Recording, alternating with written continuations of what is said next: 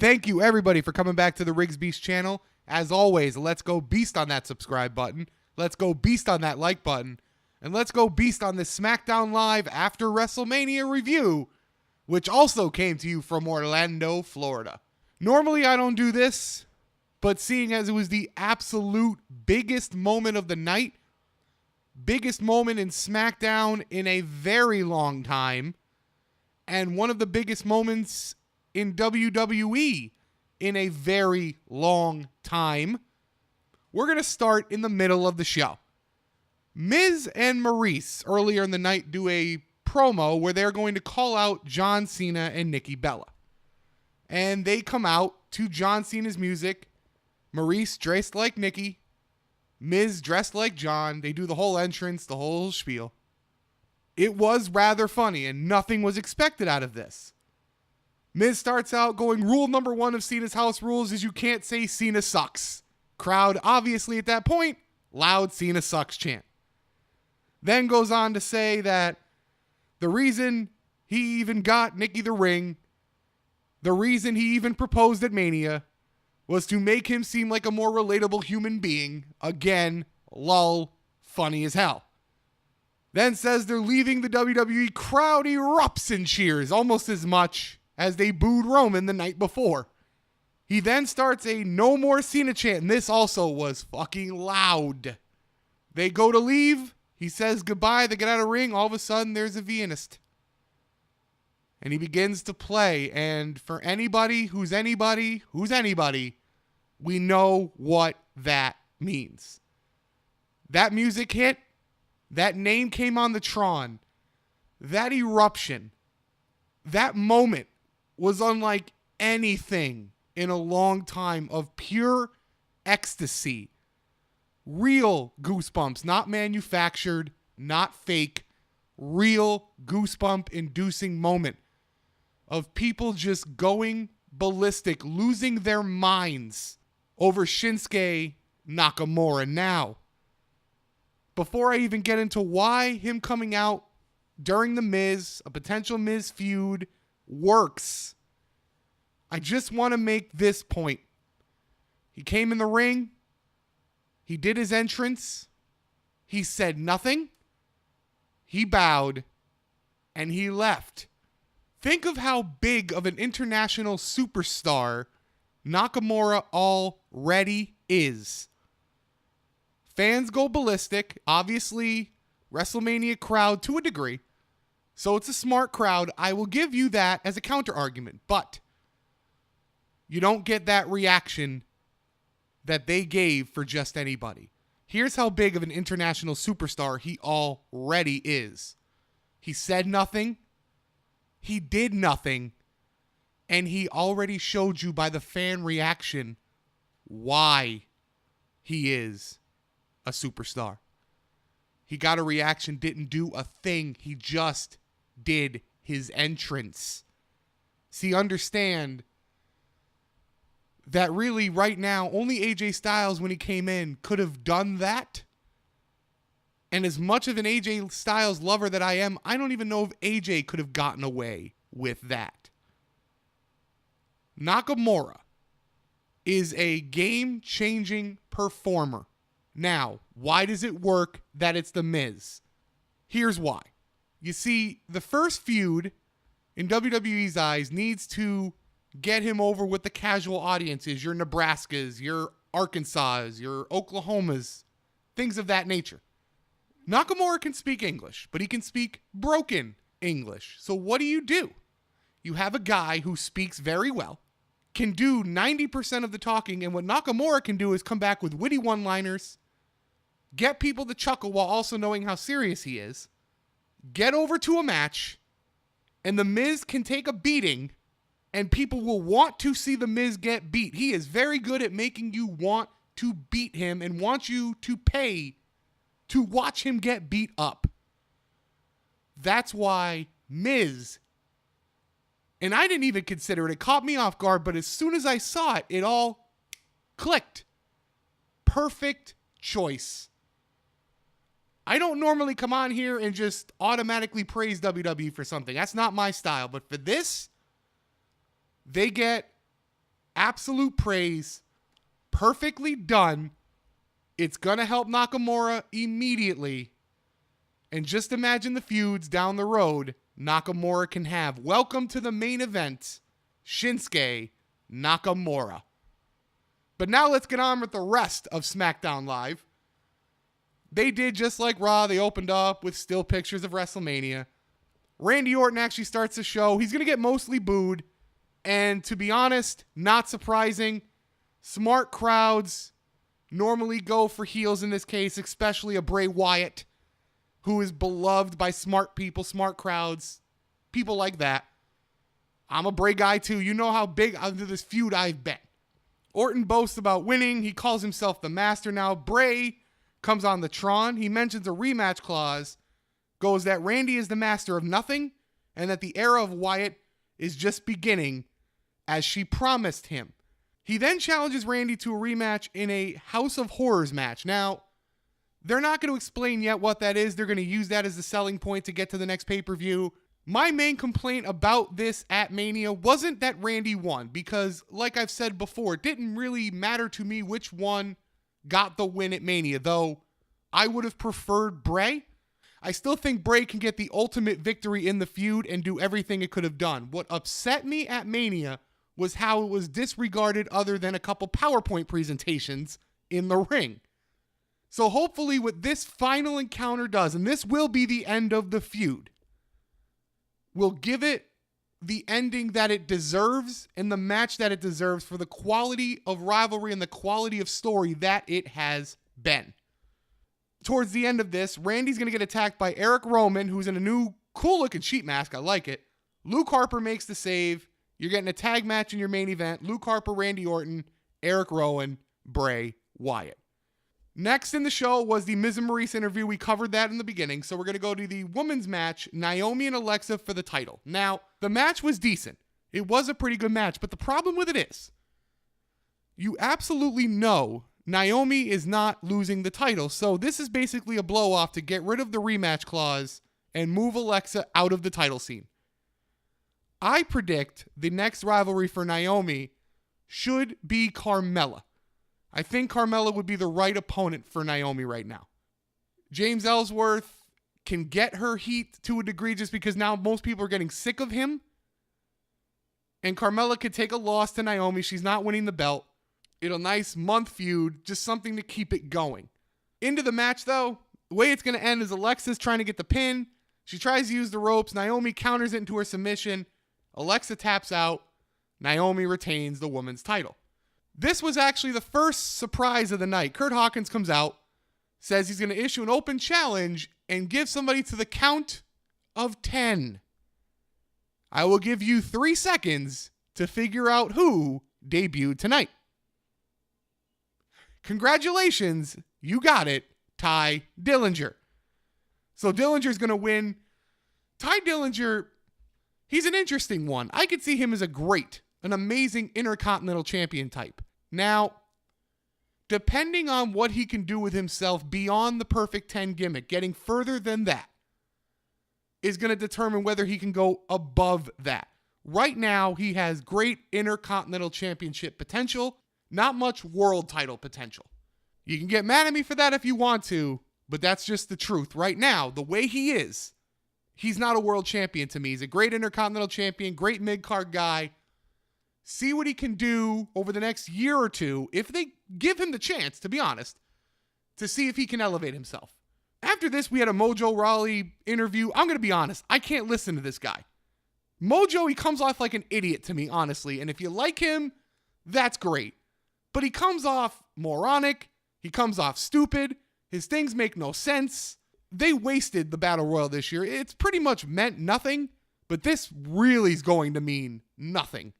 He needs to be honest, I don't even have words right now for what Mojo Rawley needs to do.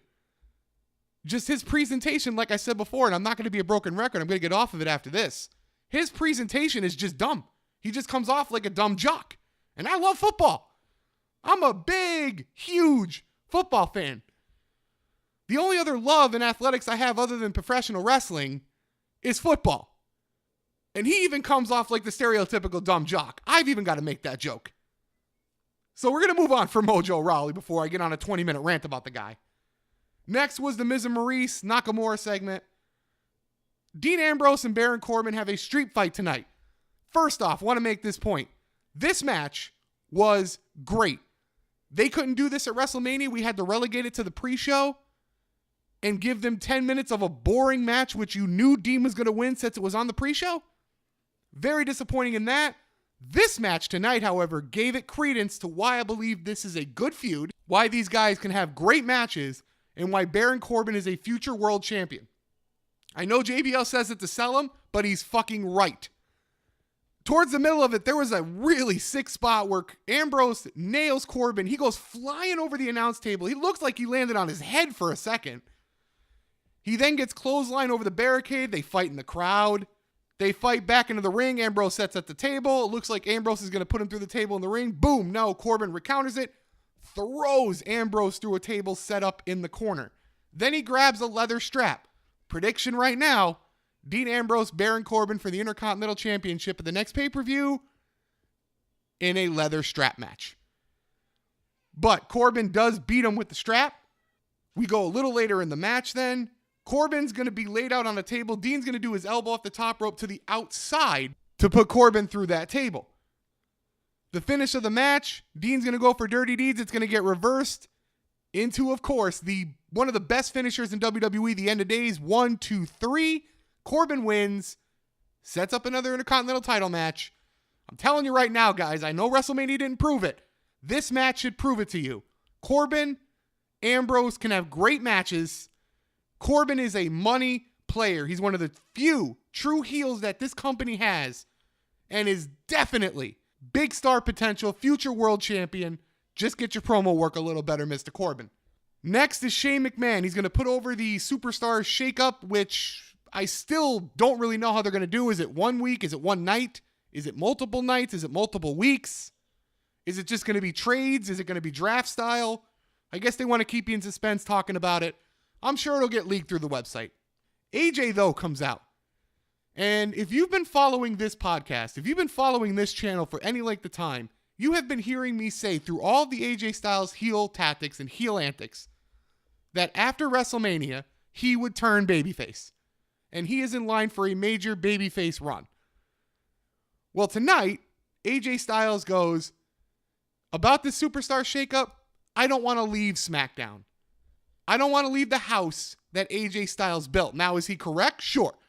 But he's also now putting in the babyface act. He rubs the shiner, says he owes Shane one, but gives him a handshake. Babyface antic number 2. Now, for a little fun, he goes to pretend to hit Shane. Shane comes back, gives him the smile, does his AJ pose, and leaves. That's the end of the segment. But I'm going to go into this one more time. And I want to make my case for this. AJ Styles is in for the major babyface run because he needs to be, because the crowd won't let him. The same way the fans are the reason Roman is still a babyface but is treated like a heel, so they won't change him, is the same reason AJ Styles is now a babyface, but they were able to change him. You see, you made him a babyface. You can make someone, we've said this before, you can make someone a babyface. You cannot make someone a heel. Here's why you can't make someone a heel, especially top tier talent. If they are being pushed as the main guy, it's happened before, and you boo him, but he still sells the top merch or top 5 merch and can still do all the promotional media, they won't turn him heel. You can't make a main event media guy heel. You can make him babyface. That's why Roman won't turn. That's why AJ easily turns. Now, I want to make my point on one more thing. I predict AJ's going to Raw, and a lot of people won't like that. Move Joe or Rollins, Nakamura there now, Randy, Bray, Cena on occasion. They'll be fine. Baron Corbin's going to get elevated. They'll be perfectly fine. Brock versus Roman has to happen. Okay, it just does. You see, when you have the two guys who beat The Undertaker at WrestleMania, it has to be a match. One has the Universal title. A blind man could see this. Stevie Wonder saw this. But it doesn't have to happen at WrestleMania. My whole thing about WrestleMania is WrestleMania sells itself. This is where CM Punk was right. WrestleMania completely sells itself. You then add on big stars to make it an even bigger attraction. To me, you can get away with Brock and Reigns at SummerSlam. You really could. You can get away Brock and Reigns at SummerSlam. Reigns wins. You can even have a rematch at the next pay-per-view. Reigns wins. The match, to me, that could be the biggest fan investment, could be made into the biggest event, is AJ Styles versus Roman Reigns for the Universal Championship. You see, Roman Reigns is at that point now. He is a major player. His name alone will draw the fans. AJ Styles is the fans' number one guy. You can build this as Roman and AJ, the company's number one guy versus the fans' number one guy. And Roman doesn't have to be heel for this, even though he'll play it. He can come back with that old line, I'm not a good guy. I'm not a bad guy. I'm the guy. Who's he? He's just your guy. He could still be Roman that way. He doesn't have to change. See, that's the nuances. He doesn't have to change. But that match has the biggest potential. See, AJ Styles can make the same media appearances, can do the same things. But not everybody can be the company guy. See, Austin was a company guy. The reason it worked, he made media appearances. You saw them all. The Rock made them too. You see, people just will overlook this kind of stuff because it helps their narrative. I agree, and most likely Brock and Roman will be the main event at 34. It makes perfect sense. I see the story. Nobody's wrong in that thinking. And I know there's a lot of people who have that thinking. But I just think if you had AJ Styles, don't give him a title for the entire year. Pull the internet people, the YouTube people, everybody thinking that they're holding him down. And then you put him up against Roman, it would be gold. It would be major money, and it would be major wrestling gold as well. And Roman is at the point where he can sell it by himself. He can sell to the casual. They've done that. See, that's the one thing that's been missed, is that in this build of Roman, he now sells to the casuals. He sells to the not everyday fan. You need another guy there. Brock's going to be done soon. You need another guy. That guy is AJ Styles. I hope you see my point. Please hit me up on Twitter if you disagree or you want to talk about it. Hit me up in the comments section of this video. I'll be glad to discuss it with everybody. I think most of you will actually agree with this. I think most of you, when you really sit down and think about it, will actually see my line of thinking. And if you don't, tell me why. Let's talk about it. Talk about it on all platforms. But I've rambled a bit, so we're going to finish with SmackDown, and then we're going to get on out of here. The main event, the Wyatt family, Eric Rowan and Bray Wyatt versus Randy Orton and Luke Harper. Now, to be honest, just like Raw, even with the Balor return, the match itself was flat. Based on the night, it's a flat main event. I think they were a little concerned Nakamura wouldn't get the reaction he did. I don't know why, but I can see their reasoning. I personally don't know why.